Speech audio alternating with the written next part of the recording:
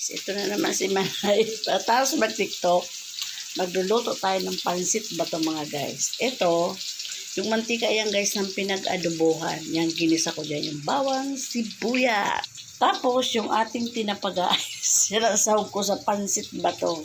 At yung ating repolyo at nag-iisa ko to guys na ano dyan eh. Patuyo na nga to. Yung ating bell paper. Ayan. Ito yung aking pansit ba ito mga guys. Binili ko yan sa palengke. Ito na guys. Okay na to ating pansit ba to. Ayan. Ayan guys. Pero tinikman ko na to kanina. Sarap. Pwede itong ulam sa kanin. Ayan guys.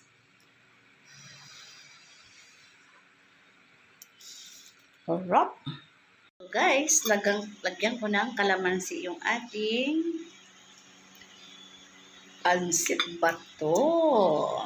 Kain tayo guys.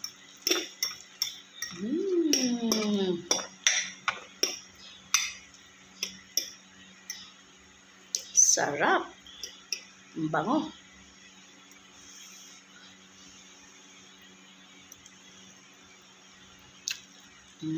Kain tayo. Bye guys. Thank you. God bless po.